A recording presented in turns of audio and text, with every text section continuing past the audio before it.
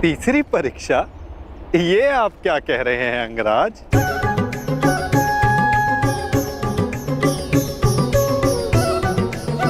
वही जो आप ना समझने का अभिनय कर रहे हैं।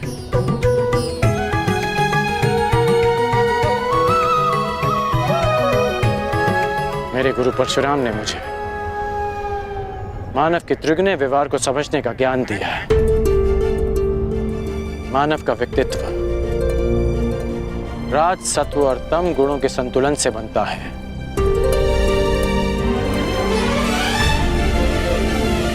कहते जाओ अंगराज, मैं सुन रहा हूं। रजगुण मनुष्य को स्वार्थी बनाता है। इसके प्रभाव में मनुष्य अपनी सुविधा के लिए दूसरों को कष्ट देता है। इसलिए मेरी पहली परीक्षा में लक्ष्य प्राप्त करने के लिए मुझे जल जीवों का नाश करना था। परंतु तुम रजगुण के प्रभाव को संतुलित करने में समर्थ रहे। और दूसरा गुण है सत्व गुण, जो मनुष्य को पवित्र बनाता है। उसमें दया प्रेम जैसे गुणों का संचार करता है। परंतु उस पर नियंत्रण ना रखा जाए तो ये भले बुरे में अंतर करने की मति हर लेता है। मनुष्य को हर ओर अच्छाई दिखती है, वो आभासी शांति को सत्य समझ लेता है और बुराई का अंत नहीं कर पाता। हाँ, परंतु तुमने सत्वगुण को भी नियंत्रण में रखा। आभासी शांति का आवरण भेद दिया। मेरे प्राणों की रक्षा के लिए तुमने उस सर्प का वध किया। हाँ, और अब मैं तीसरी परीक्षा की प्रतीक्षा कर रहा हूं, तमोगुण की परीक्षा।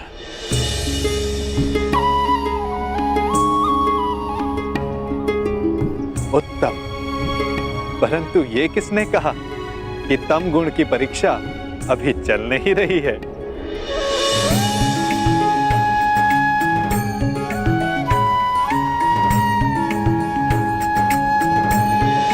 तमोगुण अंधकार के भांति हमें भ्रमित कर देता है। ठीक कहा आपने कि तमोगुण की परीक्षा इस यात्रा के साथ ही प्रारंभ हो गई थी। इस यात्रा के प्रारंभ में ही मेरे सामने एक भ्रम का, एक माया का आवरण बनाया गया। परीक्षा ये थी कि मैं इस आवरण के पार देख पाऊंगा या नहीं। अति सुंदर, तो कुछ देख पाए अंगराज?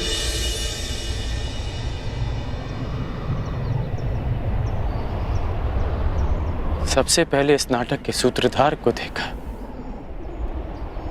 नटवर को देखा।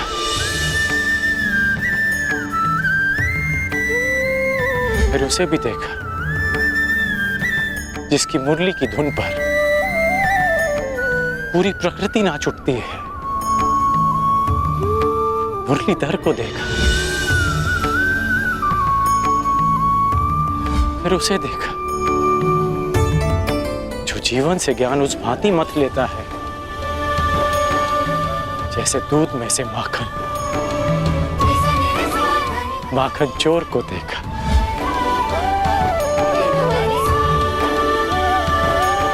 और फिर उसे देखा जिसके ये सब रूप हैं।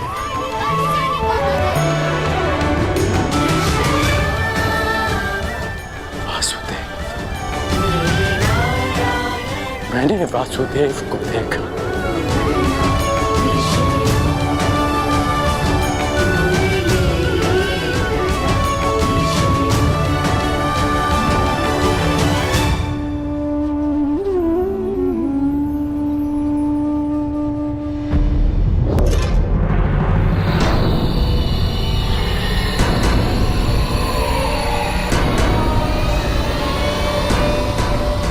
महाराज, यहाँ ना कोई सेना है ना वासुदेव।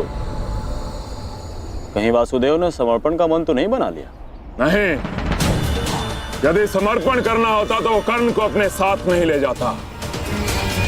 कृष्ण या तो युद्ध करेगा या फिर से कोई छल? यही जानना चाहता था कर्ण कि तीनों गुणों के प्रभाव को नियंत्रित कर सकने की क्षमता तुम में है या नहीं।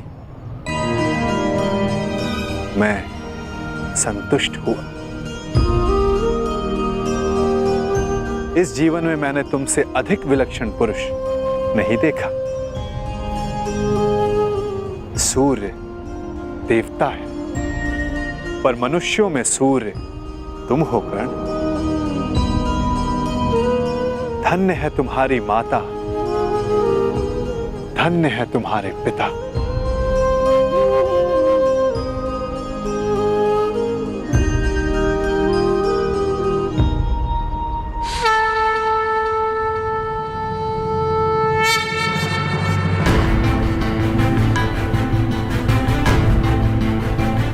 युद्ध की पुकार आ गई है कर्ण। मुझे जाना होगा। युद्ध में सम्मिलित होने का वचन तुम पूरा कर चुके हो। अब यह तुम्हारा निर्णय है कि तुम मुझसे युद्ध करोगे या मेरे पक्ष में रहोगे। जो भी निर्णय लेना सोच समझ कर लेना कर, क्योंकि आज का लिया गया निर्णय भविष्य का निर्धारण करेगा।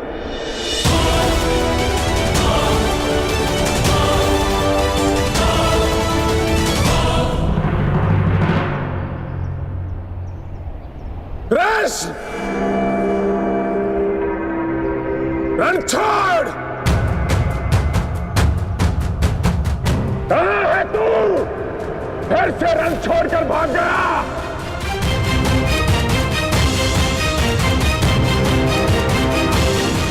देख रहे हो, सबके समक्ष खड़ा हूं मैं, फिर भी सब मुझे ढूंढ रहे हैं, पुकार रहे हैं।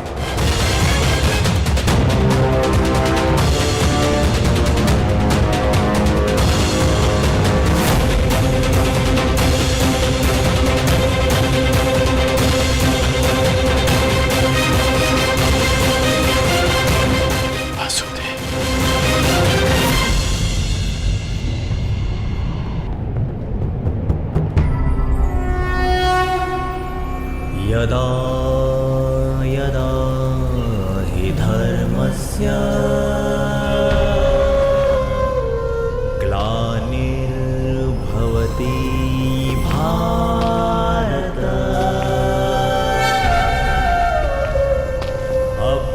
अभ्युत्थानम् अधर्मस्य तदात्मानं सृजाम्यहम्।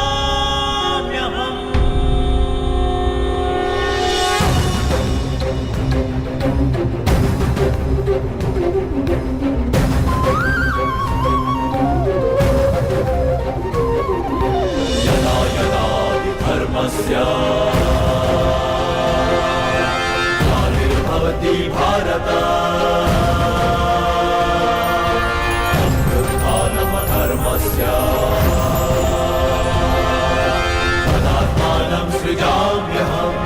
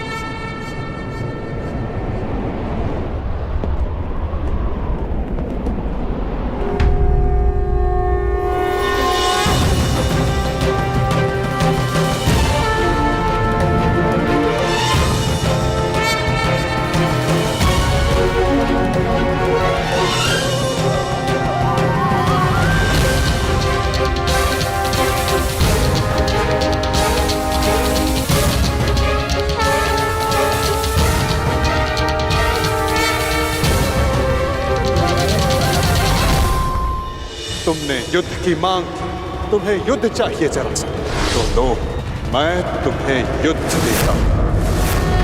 कटेगा पाप का दमन करेंगे आसुरी उसका अहंकार भी। आ ही पहुंचा रणछोड़ अपने जीवन के अंतिम रण में।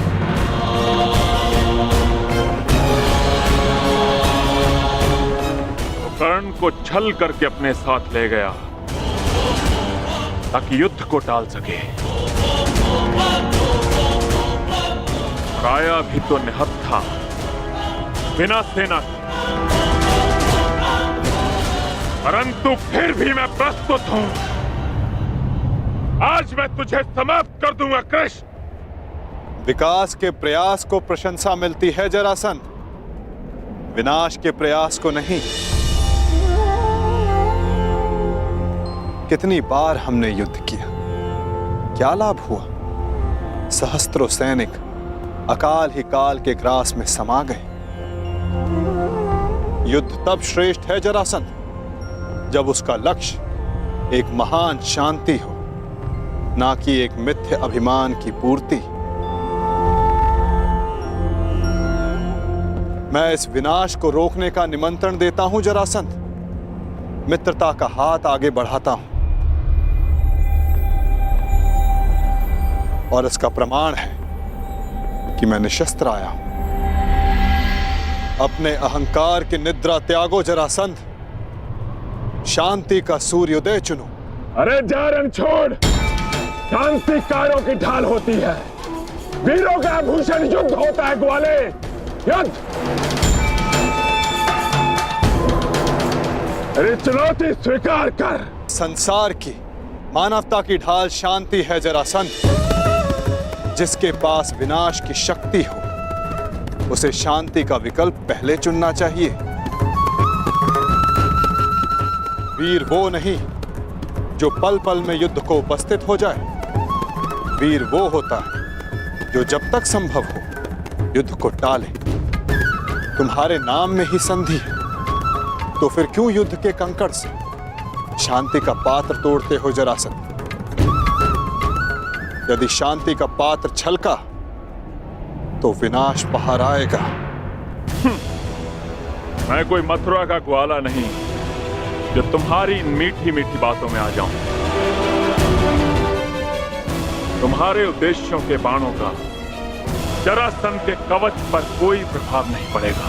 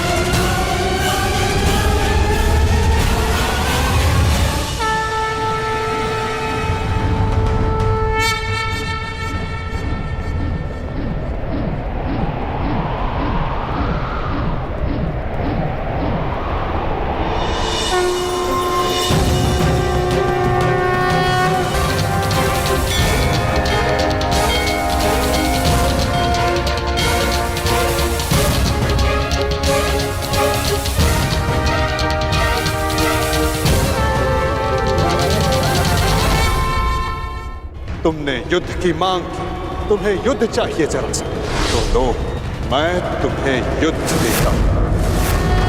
कटेगा पाप का दमन करेंगे आसुरी उसका अहंकार भी। ये तुम्हारी दूसरी भूल है जरासंध, और मेरी अंतिम चेतावनी, शांति का अंतिम प्रयास।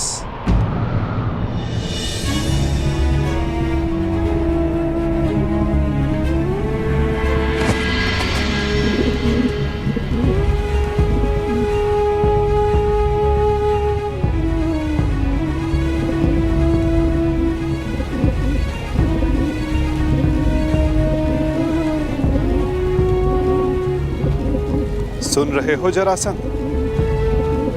ये अबोध भी कह रहा है कि शांति रखो।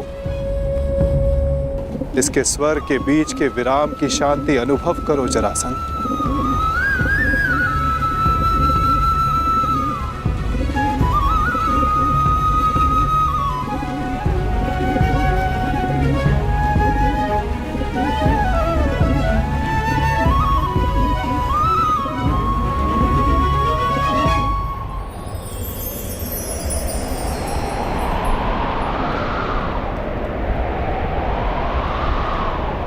शांति का संदेश लाने वाले परिणाम जानना चाहता है वासुदेव, तो देख।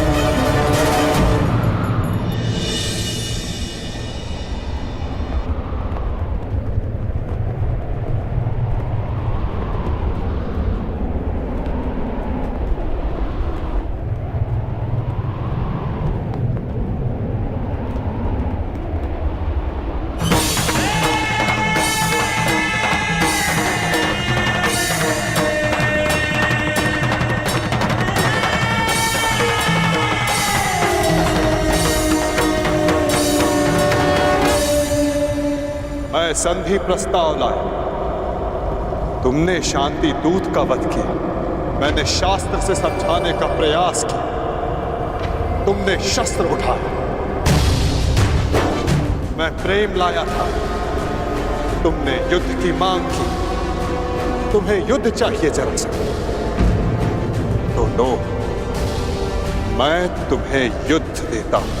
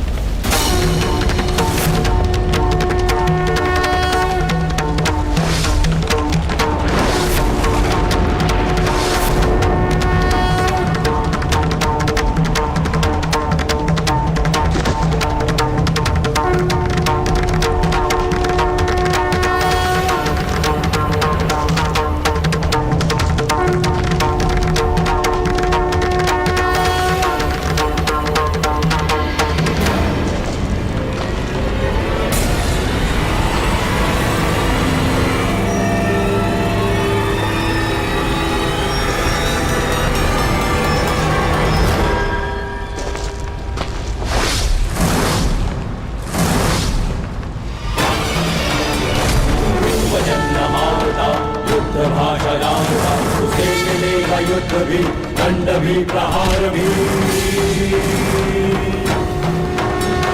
दम कटेगा पाप का, नाश होगा नीच का, दमन करेंगे वासुदेव उसका अहंकार भी। रथ चक्र के प्रहार से, विनाश हुंकार से, क्रोध अग्नि कृष्ण की करेगी पाप का दलन। पाप से गति नरा, राही मां पुकारती, ईश द्वार का समक्ष अपना त्राण मांगती।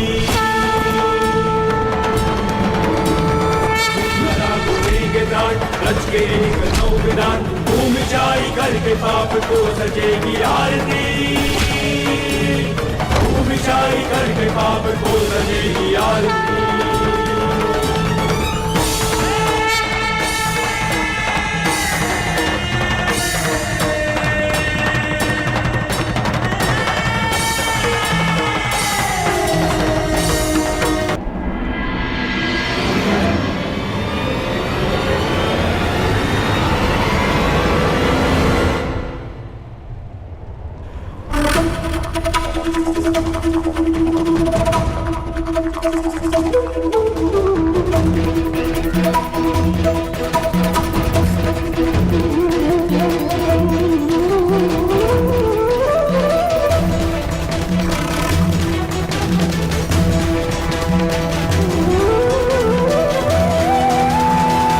हर पाप के मार्ग में आना मेरा कर्तव्य है, परंतु नियति के मार्ग में आना मेरा अभ्यास नहीं।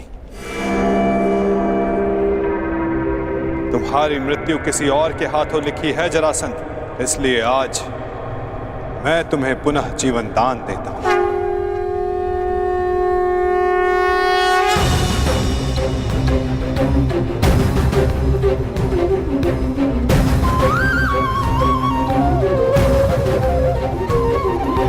यदा यदा हि धर्मस्य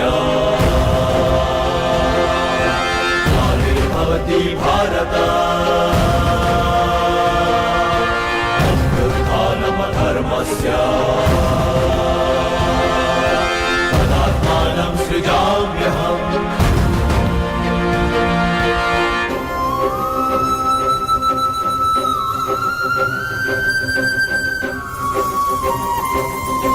परित्राणाय साधूनां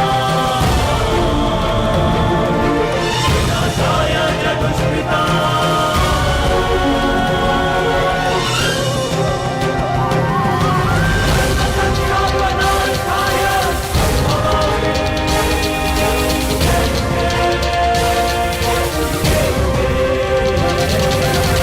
क्या हुआ? युद्ध में सम्मिलित होने आए थे ना? युद्ध नहीं किया? आपने मुझे विकल्प चुनने को कहा, परंतु अवसर नहीं दिया। अब अनुभव हुआ कि मुझे यहां युद्ध में सम्मिलित होने के लिए नहीं, युद्ध का साक्षी बनने के लिए लाया गया था।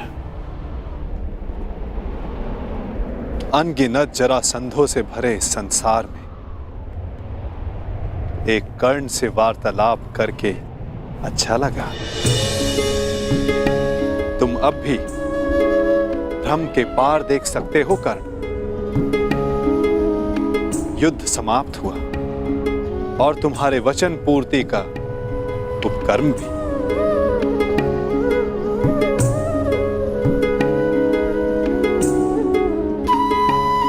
तो प्रस्थान करें?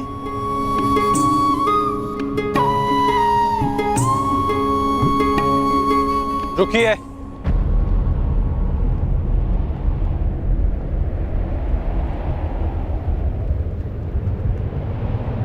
वासुदेव,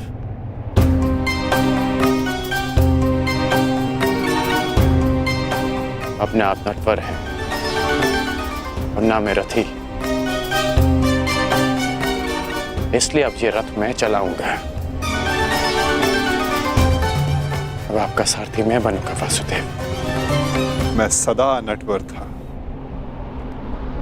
और सदा नटवर ही रहूंगा अंगराज। नियति ने हमारी जीवन यात्रा में तुम्हारा रथी होना निश्चित किया है और मेरा सारथी होना।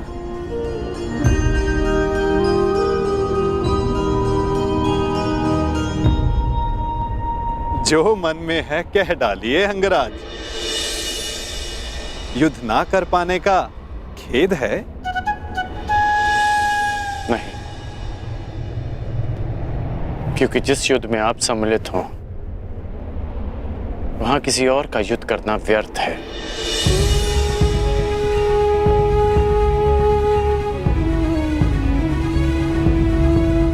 नियति के चक्र को कौन समझ पाया है कर्ण? कौन जाने वो दिन आए कि हम दोनों युद्ध में सम्मिलित हो और मैं सम्मिलित होकर भी शस्त्र ना उठाऊं।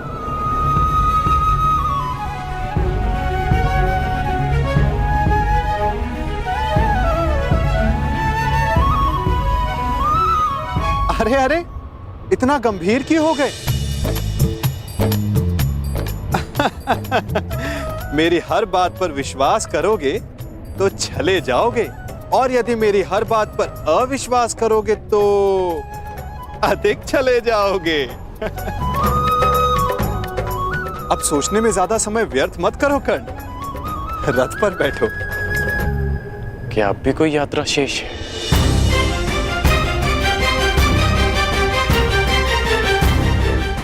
यात्रा तो अनावृत नियम है कर्ण। तुम्हारी मगध की यात्रा समाप्त हुई। हो सकता है कहीं और किसी नई यात्रा का प्रारंभ करने जा रहे हैं।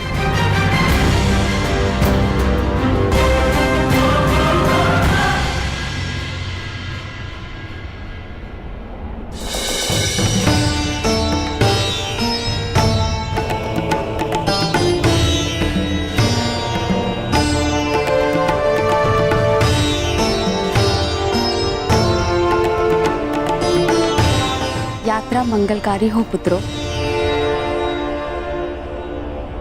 हाँ युवराज, तुम्हारी कीर्ति की अग्नि से वारणावत की हर दिशा प्रकाशित हो।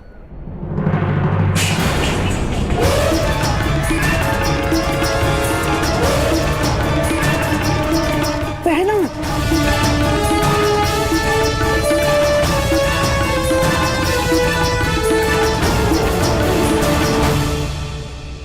ये तो अपशगुन है।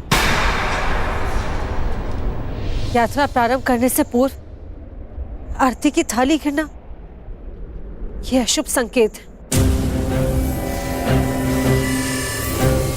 मुझे लगता है कि आप लोगों को ये यात्रा स्थगित कर देनी चाहिए।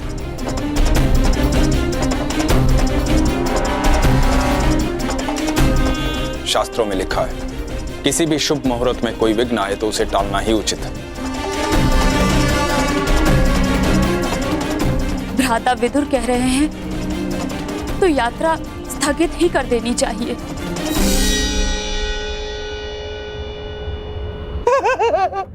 क्या क्या कह रहे हो बहना? अरे अग्नि तो पवित्र होती है और कदाचित अग्निदेव ये संकेत दे रहे हैं कि इस यात्रा में वो पांडव भांजों के साथ ही है।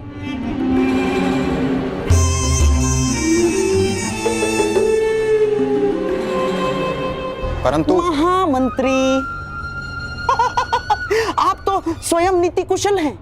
वारणावतवासी युवराज युधिष्ठिर की प्रजा है और वहां उनके और बहन कुंती के सत्कार में विशेष प्रबंध कर दिए गए हैं। और अब यदि ये यात्रा स्थगित हुई तो न केवल प्रजा का उत्साह भंग होगा, बल्कि प्रजा में यह संदेश भी जाएगा कि युवराज युधिष्ठिर केवल एक अपशकुन के भय से अपने कर्तव्य से पीछे हट गए ना।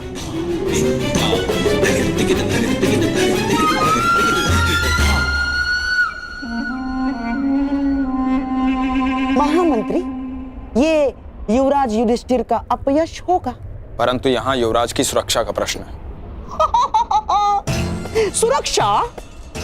महामंत्री, जिसके साथ भीम और अर्जुन जैसे महाबलशाली भाई हों, जिन्होंने पांचाल को बात ही बात में परास्त कर दिया हो, उन्हें किसका भय? मामा श्री का मत उचित है काका श्री, परंतु आपकी मंत्रणा भी आवश्यक है। यदि आप कहेंगे तो हम नहीं जाएंगे।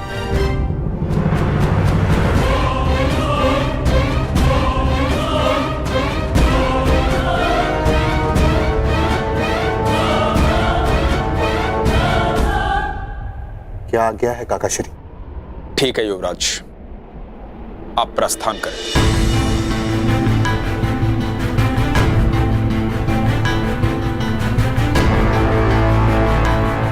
यात्रा मंगलमय हो।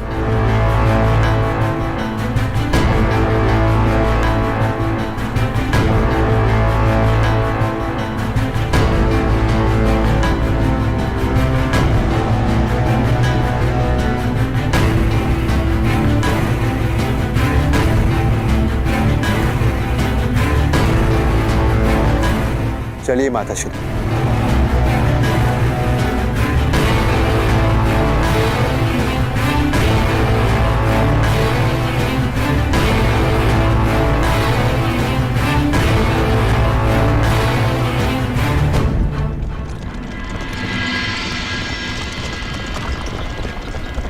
अंतिम विदाई युवराज, अंतिम विदाई। अब कदाचित हस्तिनापुर तुम्हारा मुख कभी न देख पाए।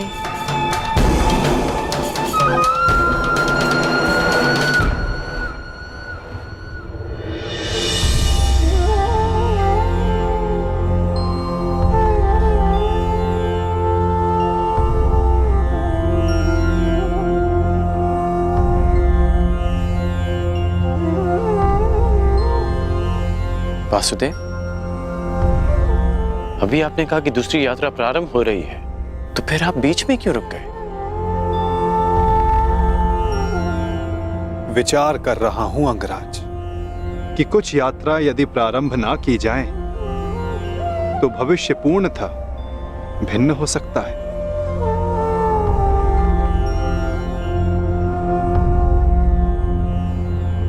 मैं आपकी ये पहेली भी समझ नहीं पाया।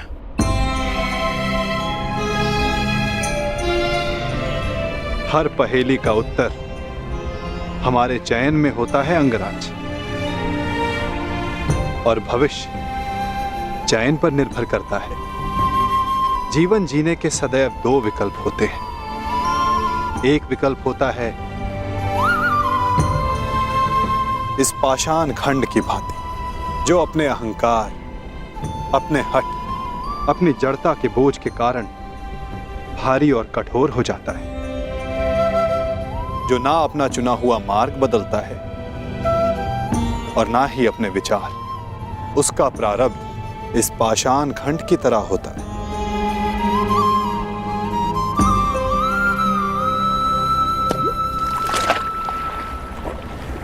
जल में डूब जाना। और दूसरा मार्ग वासुदेव?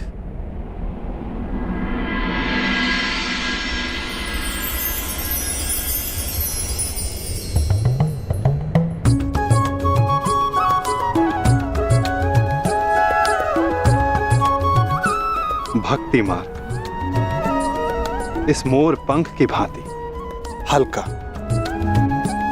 जो वायु के वेग में बहता है।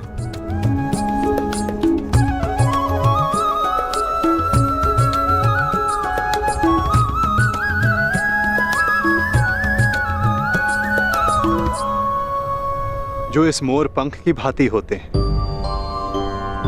वे अपने आप को ईश्वर की इच्छा के हाथों ऐसे समर्पित कर देते हैं जैसे इसने स्वयं को वायु को समर्पित किया। इसीलिए वायु उन्हें किसी भी ओर ले जाए, वे सदैव ईश्वर की गोद में रहते हैं। यदि हर बात में ईश्वर की इच्छा है और प्रकृति भी ईश्वर की गोद है, तो ये पाषाण ईश्वर की गोद में ही गया है। तो इस प्रकार तो ये दोनों मार्ग एक ही हुए ना वासुदेव? पाषाण हो या पंख, वायु के साथ बहें या जल में मग्न हो जाएं, रहना तो ईश्वर के साथ ही है।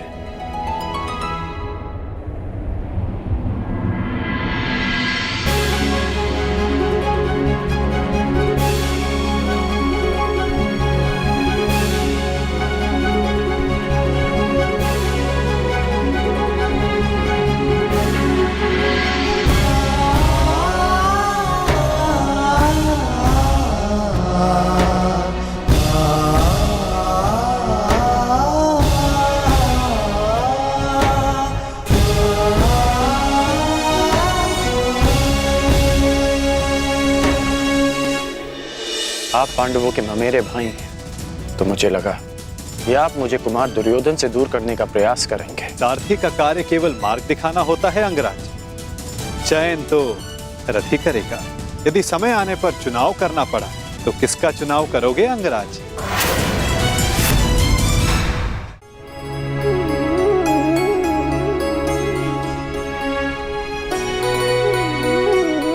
मैं हमेशा तुम्हारी प्रशंसा करता आया, परंतु आज तुमने मेरा सम्मान अर्जित किया है कर्ण।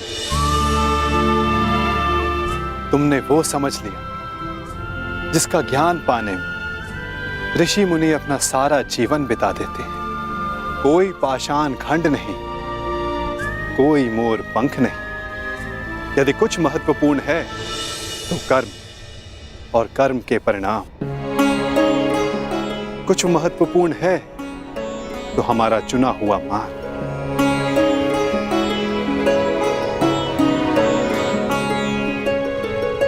बहुत ज्यादा सोचते हो अंगराज, बहुत समय भी व्यर्थ करते हो।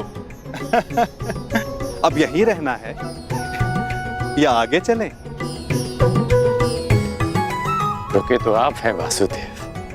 कहा था ना, जीवन मार्ग में रुककर देख लेना चाहिए कि लक्ष्य उचित है या नहीं। और हमारा मार्ग हमारे साथ छल तो नहीं कर रहा है।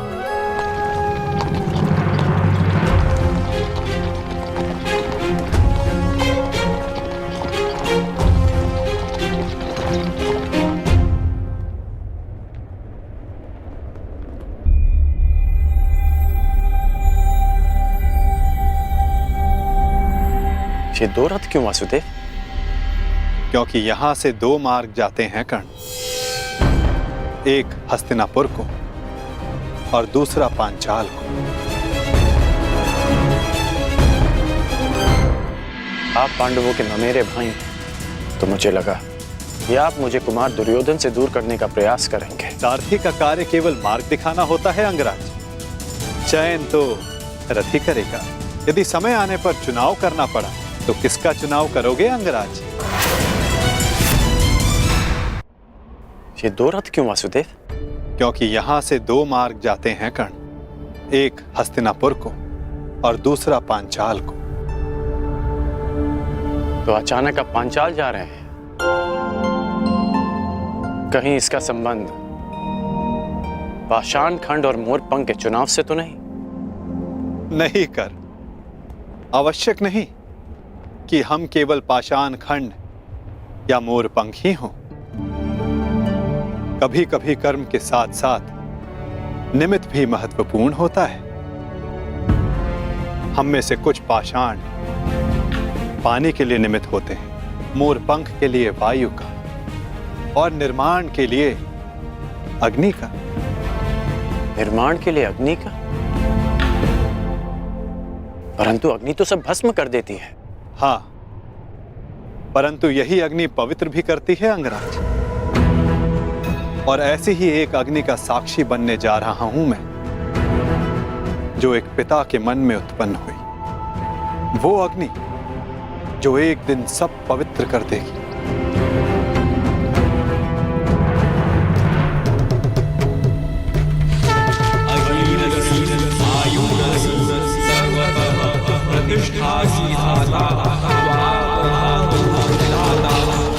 हमारे प्रतिशोध की अग्नि शांत करने के लिए दो अतिथि शीघ्र प्रस्तुत होंगे द्रौपद। मैं भी उनके स्वागत के लिए आतुर हूं ऋषिवर। तब से जब से द्रोण ने मेरा अपमान किया। ये कैसी विचित्र अग्नि है द्वारकाधीश? अग्नि अग्नि होती है कर्ण। हाँ, उत्पत्ति का कारण और उद्गम भिन्न हो सकते हैं। लालच की अग्नि, घृणा की अग्नि, छल कपट की अग्नि। आशा करता हूं जब कभी ऐसी अग्नि से तुम्हारा सामना होगा तो तुम उचित निर्णय लोगे कर्ण। एक बात का आश्चर्य है वासुदेव, आप पांडवों के ममेरे भाई हैं, तो मुझे लगा कि आप मुझे कुमार दुर्योधन से दूर करने का प्रयास करेंगे, परंतु आपने ऐसा नहीं किया। क्योंकि सारथी का कार्य केवल मार्ग दिखाना होता है अंगराज, चयन तो रथ ही करेगा। फिर भी यदि समय आने पर चुनाव करना पड़ा तो किसका चुनाव करोगे अंगराज?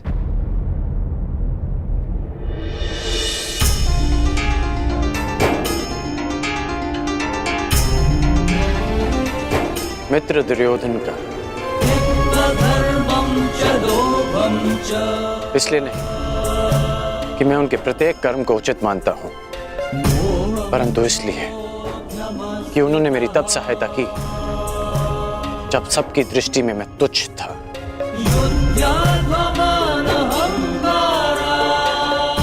मैं पाषाण होने का विकल्प चुन चुका हूं, क्योंकि जल रूपी निमित्त बनकर दुर्योधन ने मुझे संभाला।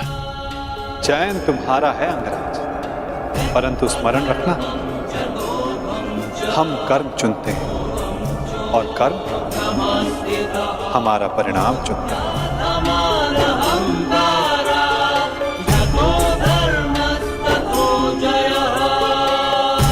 समय आने पर चुनाव करना पड़ा तो किसका चुनाव करोगे अंगराज? मित्र दुर्योधन का। चयन तुम्हारा है अंगराज, परंतु स्मरण रखना, हम कर्म चुनते हैं और कर्म हमारा परिणाम चुनता है। और कुपक्ष में होने से कुपरिणाम भोगने की संभावना अधिक होती है कर्ण। तब भी मैं मित्र दुर्योधन को ही चुनूंगा। प्रणिपात वासुदेव।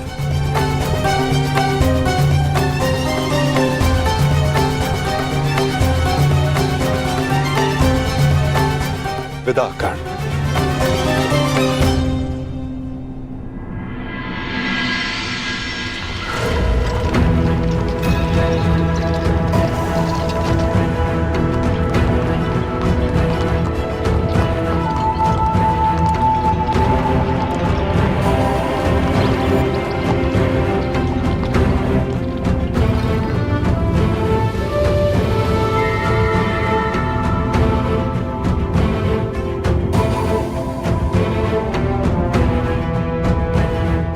अति सुंदर। विश्वास नहीं होता कि भ्राता दुर्योधन आपको इतनी सुंदर भेंट दे सकते हैं।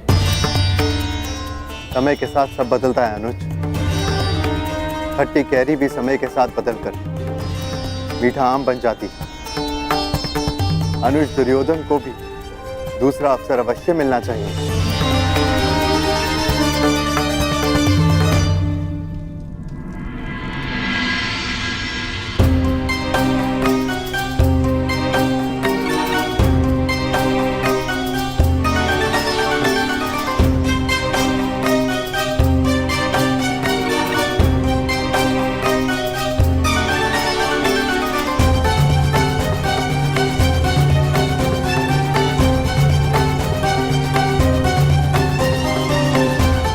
अद्भुत अद्भुत महल बनाया है पुरोचन ने।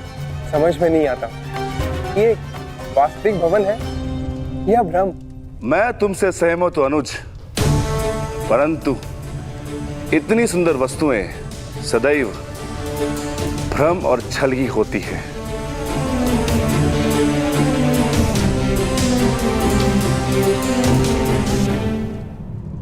तो कौन सी भूल हो गई मामाश्री? पुरोचन केवल यही संदेश देने तो आए हैं कि पांडव लक्ष्य ग्रह पहुंच चुके हैं। तुम समझते क्यों नहीं हो दुर्योधन? जितने विघ्न शुभ कार्य में पड़ते हैं उससे कई अधिक विघ्न अशुभ कार्यों में पड़ते हैं।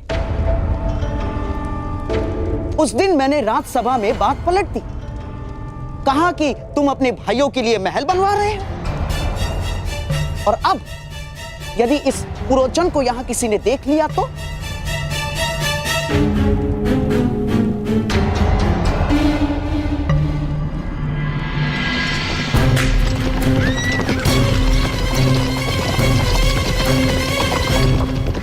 मत भूलो, षड्यंत्र तभी सफल होते हैं जब तक वो गुप्त रखे जाते हैं। भेद खुल जाने पर सारा खेल समाप्त, सफा चट।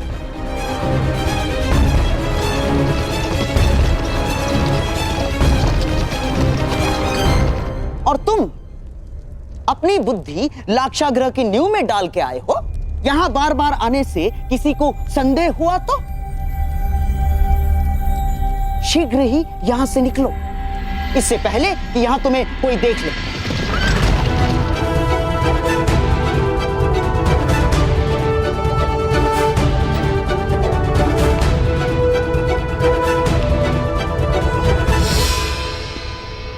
जी मैं तो बस ये पूछने आया हूं कि मुखाग्नि कब देनी है? शीघ्र शीघ्र, अति शीघ्र, समझ गए? मामाश्री, परंतु यदि सब कुछ इतना ही शीघ्र हुआ तो भी तो लोगों को संदेह हो ही जाएगा ना। संदेह तो किसी भी स्थिति में तुम पर ही आने वाला है मेरे होने वाले सम्राट। परंतु मैं ये चाहता हूं कि बस ये संदेह पांडवों के अंत के पश्चात ही हो, उससे पूर्व नहीं ना।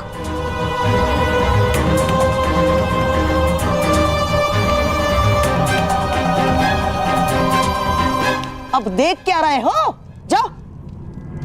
रुको पुरोचन, कहते हैं कि बड़े भ्राता को अग्नि अनुज ही देता है।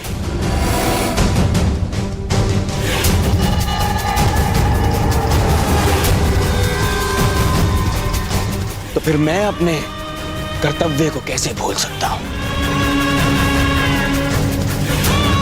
जाओ, ये ले जाओ पुरोचन।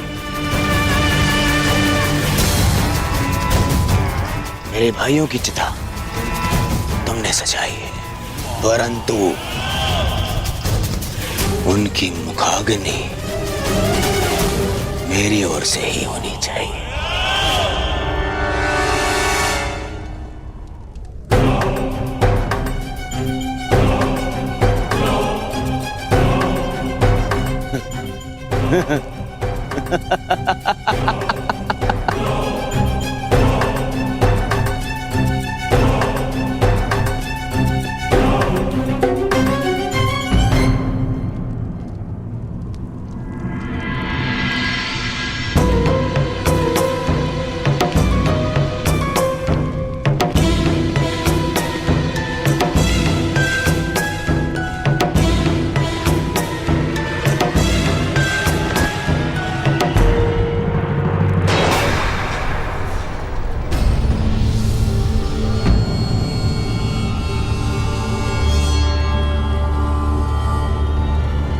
पुरोचन महोदय, इतनी शीघ्रता में कहां जा रहे थे आप? वर्णावत, मैंने आपकी सामग्री गिरा दी, मैं ही इसे उठा देता। सावधान अंगराज, ये अग्नि कहीं आपको जला ना दे।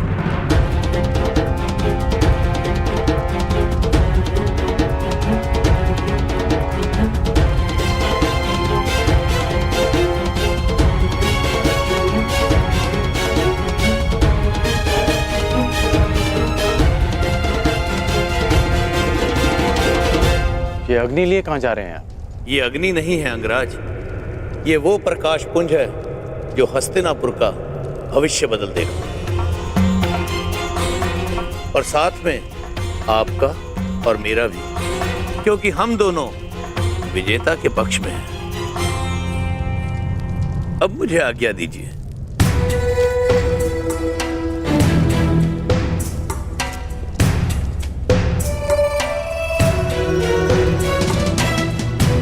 अग्नि,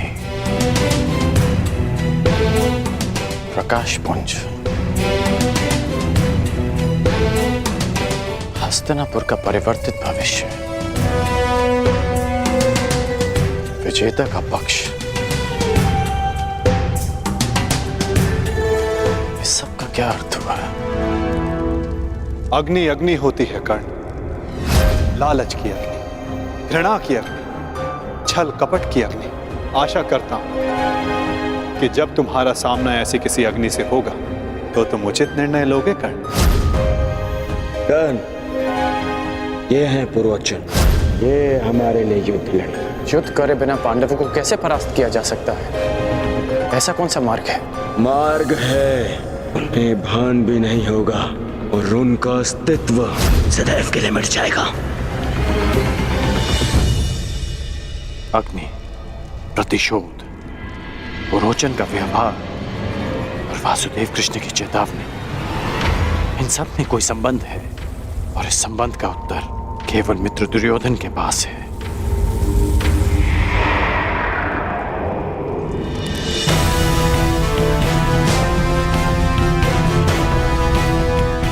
मुहूर्त आ गया है पांचाल राज। यज्ञ की पूर्णाहुति के लिए यहाँ महारानी का होना आवश्यक है।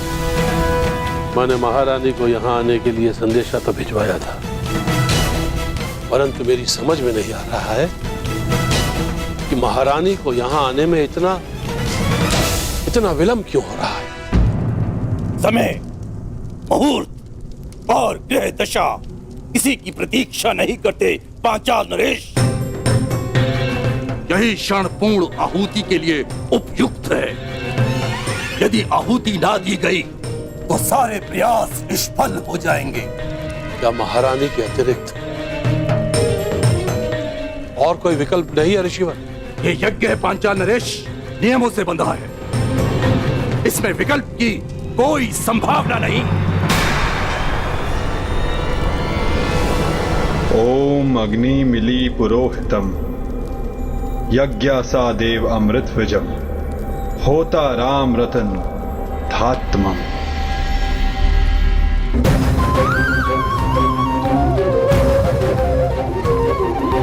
यदा यदा हि धर्मस्य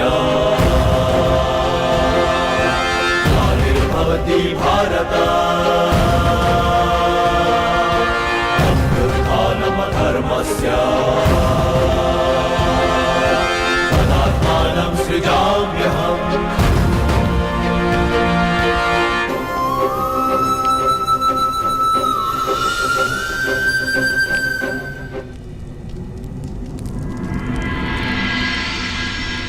विचित्र बात है, प्यासे के समक्ष जल रखा है और वो प्यास बुझाने का विकल्प ढूंढ रहा है।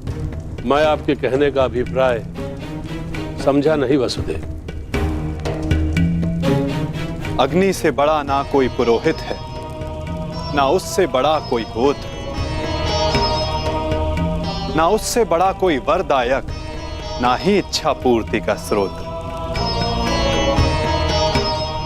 अयोनिज के लिए यही गर्भ है। जब अग्नि आपके समक्ष प्रस्तुत हो तो विकल्प क्यों ढूंढ रहे हैं पांचाल नरेश? क्या मैंने कुछ अनुचित कहा मुनियाज? परंतु ये प्रयोग अगर विफल रहा तो ये यज्ञ भंग भी हो सकता है। एक मनुष्य पुनः ये यज्ञ नहीं कर सकता। परंतु यदि इसी समय पूर्ण आहुति ना दी गई तो भी ये यज्ञ निष्फल होने ही वाला है ना। सोच क्या रहे हैं पांचाल नरेश? समय हाथ से जा रहा है। यज्ञ अग्नि प्रचंड हो रही है।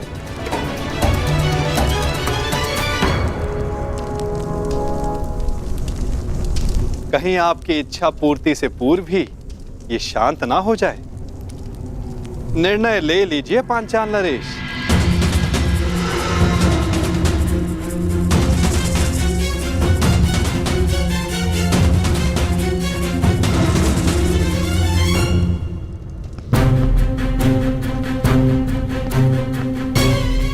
इतनी शीघ्रता से कहाँ जा रहे हो अंगराज कर्ण?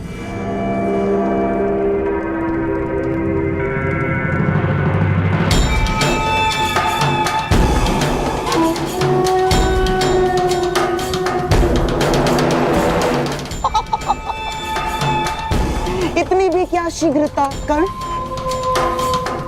मुझे अभी अपने मित्र दुर्योधन से मिलना है। परंतु वो संभव ही नहीं, क्योंकि इस समय कुमार दुर्योधन यहाँ है ही नहीं। मुझे आप पर विश्वास नहीं गांधार नरेश। मुझे ज्ञात है कि मेरा मित्र यहीं है।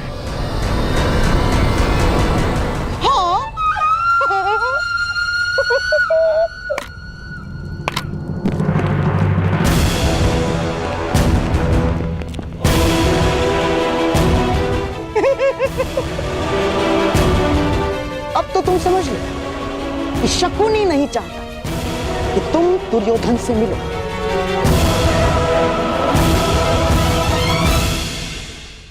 दुर्योधन यहाँ क्यों आया था और उसका क्या लक्ष्य है, ये तो मैं जानकर ही रहूंगा। जब तक तुम्हें ये ज्ञात होगा कि पुरोचन यहाँ क्यों आया था, तब तक पांडव भस्म हो चुके होंगे। अंगराज, सिंह को मेमने नहीं रोक सकते गांधार राज। और आप ये भली भांति जानते हैं कि आपके ये सैनिक कर्ण को नहीं रोक पाएंगे। परंतु मेरे होने वाले सम्राट का आदेश तो रोक सकता है ना अंगराज कर्ण? तो उनका आदेश था कि तुम अंग प्रदेश जाकर वहां का कार्यभार संभालो। और हाँ, जब उन्हें तुमसे मिलने की आवश्यकता होगी तो तुम्हें संदेश भिजवा दिया जाएगा। हाँ? ठीक उसी तरह जिस तरह पुरोचन को संदेशा भिजवाया गया था।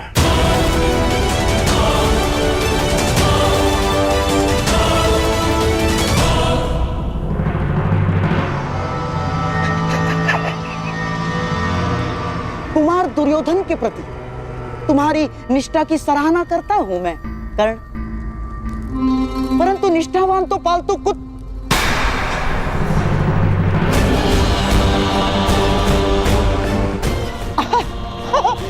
मेरा तात्पर्य है कि पालतू जीव भी होते हैं कर्ण। उन्हें अपनी सीमा में रहना उनके हित में होता है, इसीलिए शकुनी चाहता है कि तुम अपनी सीमा में रहो, लौट जाओ।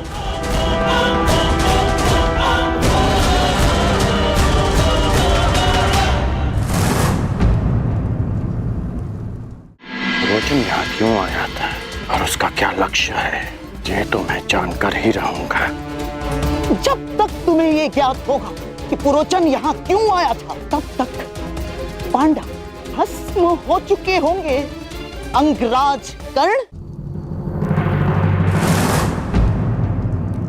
अंगराज कर्ण, इस उदाहरण पर क्रोध आ रहा है।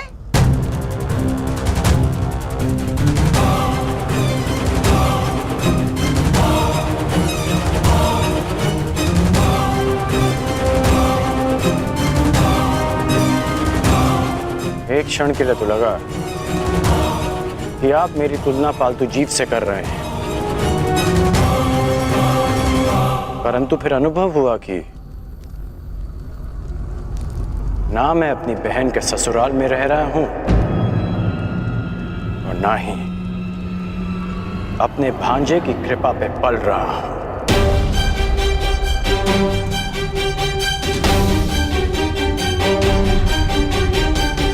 इसलिए आपका यह संकेत स्वयं आप ही के लिए था, गांधार राज।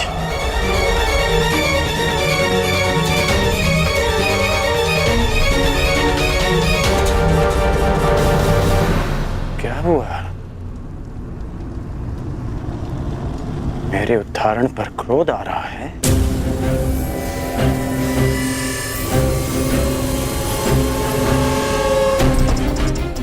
मैं अब तक आपका सम्मान इसलिए करता रहा क्योंकि आप मेरे मित्र के मामा हैं। हम दोनों में केवल एक समानता है कि हम दोनों कुमार दुर्योधन के शुभ चिंतक हैं, और जब जब आपका कार्य मेरे मित्र के हित में होगा तब तक मैं आपको सहन करता रहूंगा। परंतु यदि मेरे मित्र को अनुचित मार्ग पर ले जाने का प्रयास किया तो मैं भूल जाऊंगा कि आप मेरे मित्र के मामा हैं।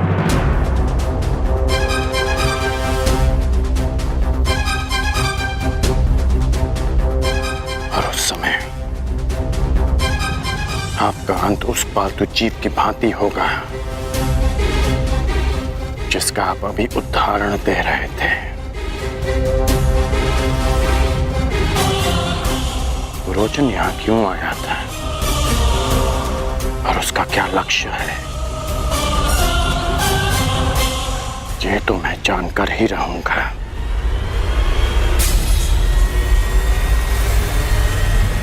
प्रणिपात मामाश्री।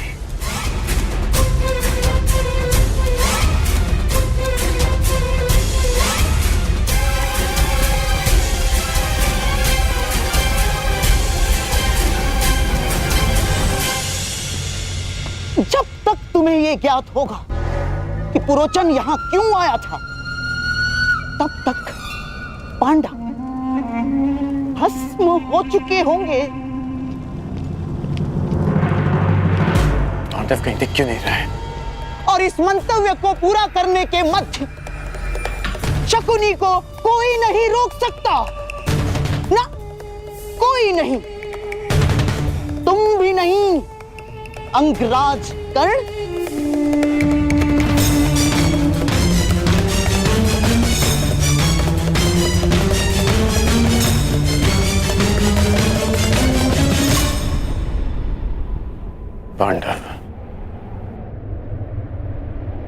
पांडव ही मित्र दुर्योधन के शत्रु हैं।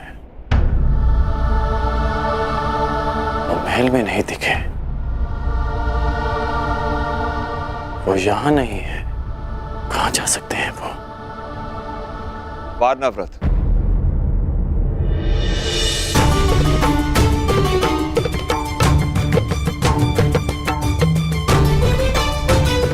पिताश्री,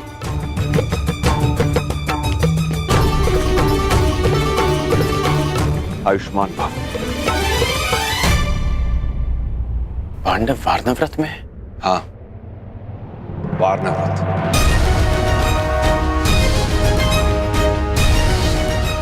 रोचन महोदय, इतनी शीघ्रता में कहां जा रहे थे आप? वारनावत, ये अग्नि नहीं है अंगराज, ये वो प्रकाश पुंज है जो हस्तिनापुर का भविष्य बदल देगा।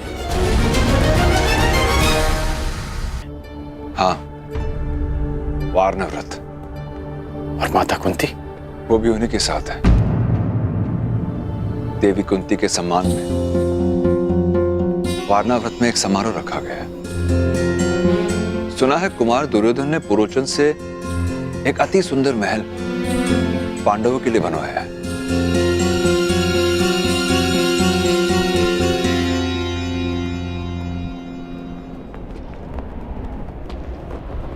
ये अग्नि नहीं है अंगराज, ये वो प्रकाश पुंज है जो हस्तिनापुर का भविष्य बदल देगा, और साथ में आपका और मेरा भी। पांडव वारनाव्रत में है और पुरोचन भी वहीं जा रहा था।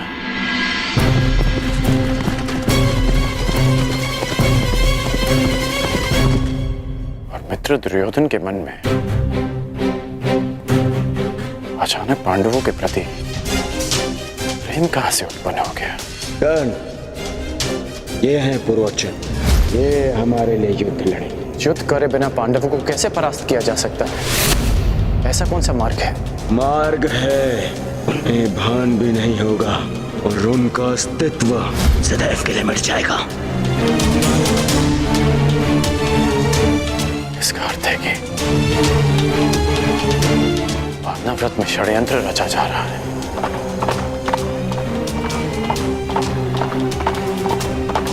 इसलिए गांधार नरेश मुझे दुर्योधन से मिलने नहीं दे रहे थे। कहीं वासुदेव इसी कपट की अग्नि के विषय में सचेत तो नहीं कर रहे थे मुझे? क्या सोच रहे हो पुत्र? कुछ नहीं पिताश्री, मुझे शीघ्र ही जाना होगा। कहां?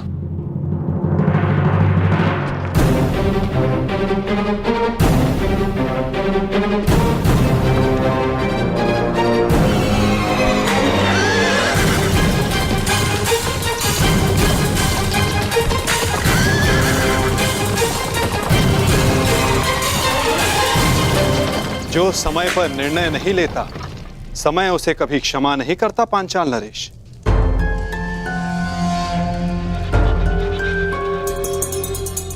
अग्नि को गर्भ मानकर पूर्ण आहुति प्रदान करे ऋषिवर। अवश्य।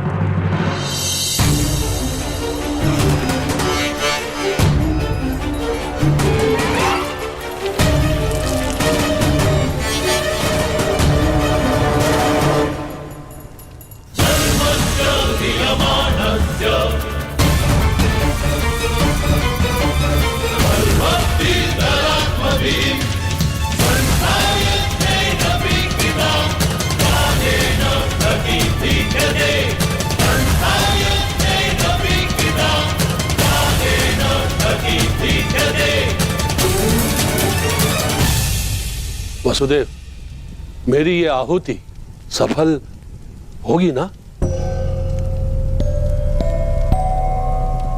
ये मैं कैसे बता सकता हूं पांचाल नरेश? जब आप जानते ही नहीं थे, फिर फिर यह सुझाव क्यों दिया? मैंने तो वही कहा जिसका वर्णन पवित्र वेदों में है। नहीं, आप मेरा यज्ञ भंग करना चाहते थे।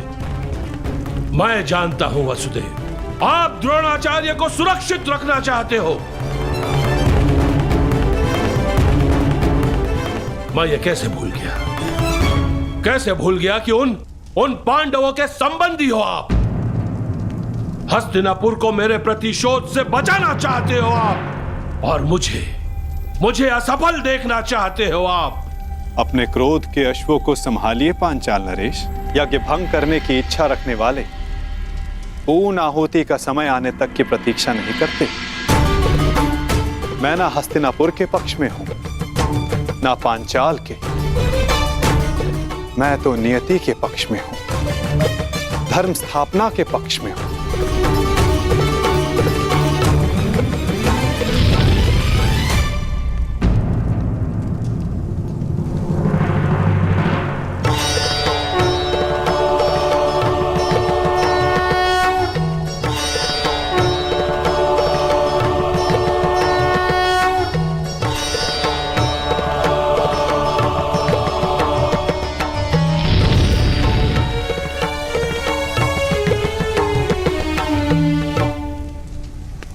यज्ञ सफल रहा। आपका पुत्र जन्म लेने वाला है। धन्यवाद ईश्वर, धन्यवाद।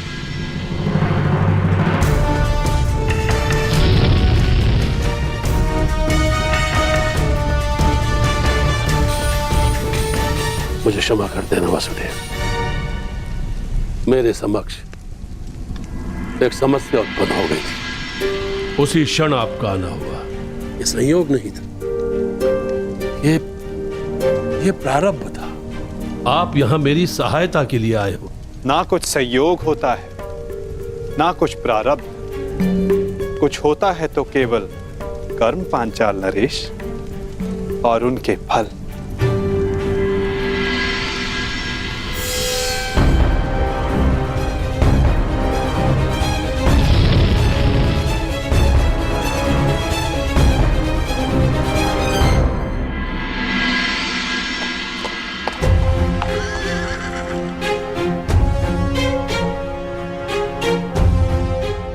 बड़ा दुख होता है, मेरा इतना सुंदर महल, मेरी इतनी सुंदर कृति कल प्रातःकाल राख का ढेर होगी, अपने भीतर उपस्थित अतिथियों समेत। अपना भविष्य उज्जवल करने के लिए मुझे अपने हाथों ही अपनी इस सुंदर कृति को ज्वाला देनी होगी।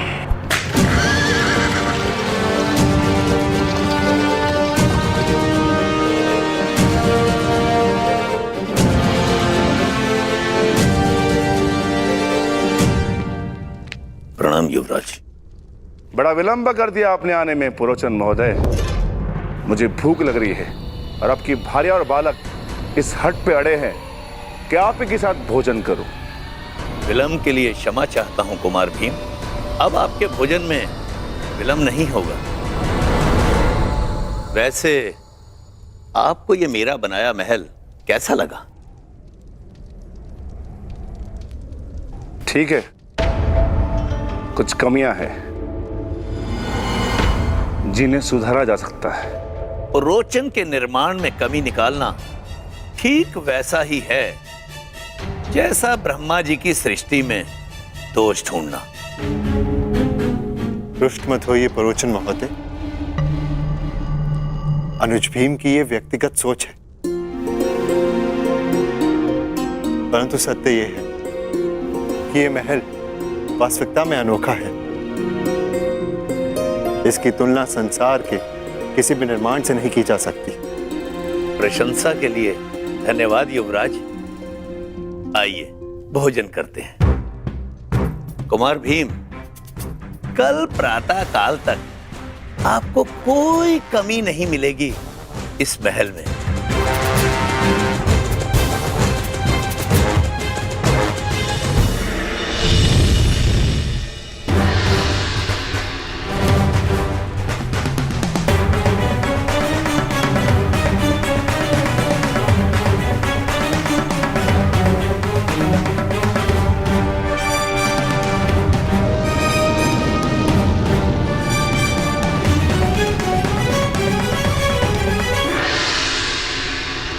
अग्निकुंड से उत्पन्न अग्नि की भांति अधीर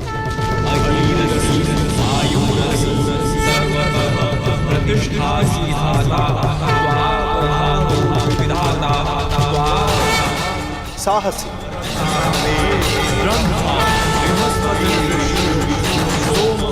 भव्य और विनाशक आपका ये पुत्र दृष्टद्युम्न कहलाएगा।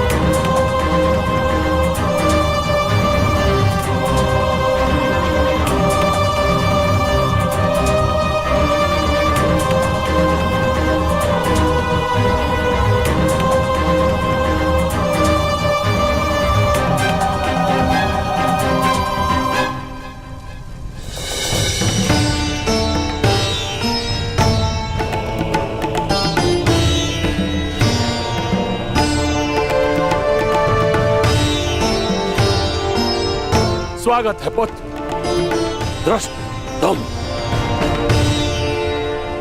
तुम मेरी कठोर तपस्या का फल हो। तपस्या का फल उद्देश्य पूर्ति पर ही प्राप्त होगा। मेरे जन्म का उद्देश्य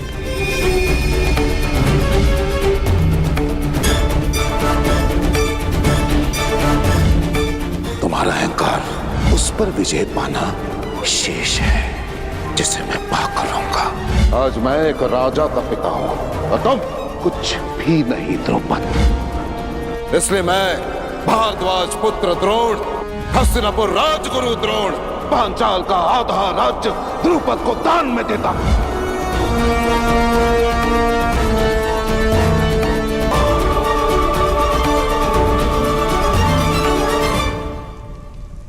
अपने पिता का प्रतिशोध पूरा करना। मेरे हृदय में जो प्रतिशोध की अग्नि जल रही है, उस अग्नि में मुझे द्रोण की आहुति चाहिए। तुम्हें अपने पिता का मान सम्मान और प्रतिष्ठा और पांचाल का गौरव और वैभव फिर से लौटाना होगा। आपकी तपस्या पूर्ण होगी पिताश्री, आज्ञा दीजिए। यज्ञ अग्नि से जन्म लेने वाले यज्ञसेन दृष्टद्युम्न संसार में जन्म लेने वाले किसी न किसी कारणवश जन्म लेते हैं, परंतु लक्ष्य साधने का एक समय निश्चित होता है।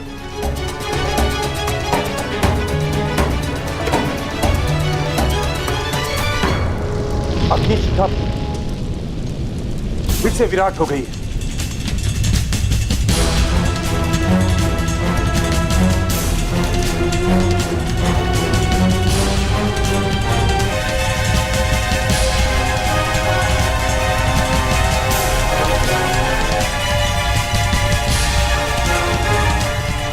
प्रतीत होता है कि आज अग्नि बहुत अधीर है मुनि। आज जैसे अग्नि का सर्वत्र साम्राज्य है, हर दिशा हर ओर भिन्न भिन्न प्रकार की अग्नि गर्जना कर रही है।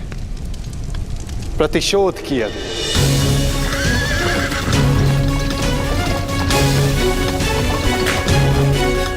कपट की अग्नि, विनाश की अग्नि, विनाश की अग्नि।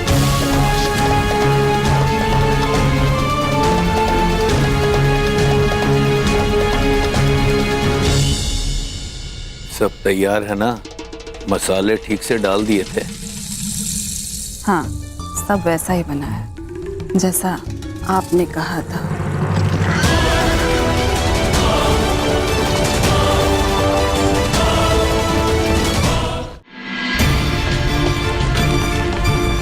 पांचाल नरेश, ये गुफा और अधिक समय तक नहीं रह पाएगी, अर्थात इस यज्ञ को समाप्त करने की अनुमति दें। यज्ञ प्रारंभ किया है तो उसके संपन्न होने की भी प्रतीक्षा करनी होगी।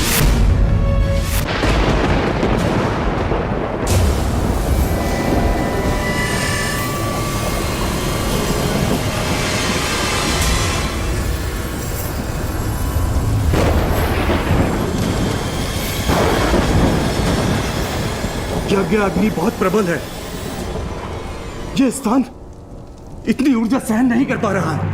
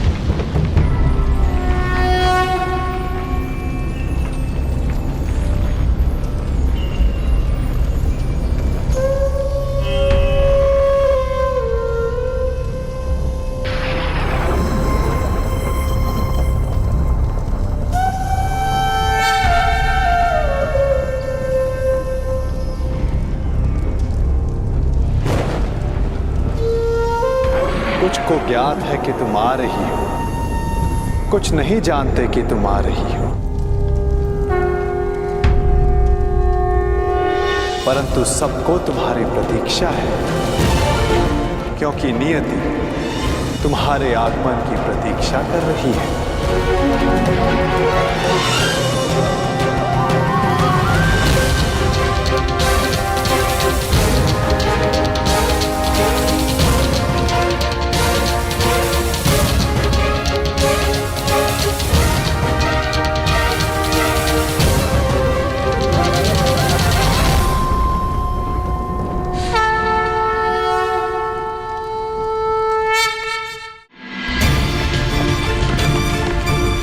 पांचाल नरेश, ये गुफा और अधिक समय तक नहीं रह पाएगी, अर्थात इस यज्ञ को समाप्त करने की अनुमति दें। यज्ञ प्रारंभ किया है तो उसके संपन्न होने की भी प्रतीक्षा करनी होगी।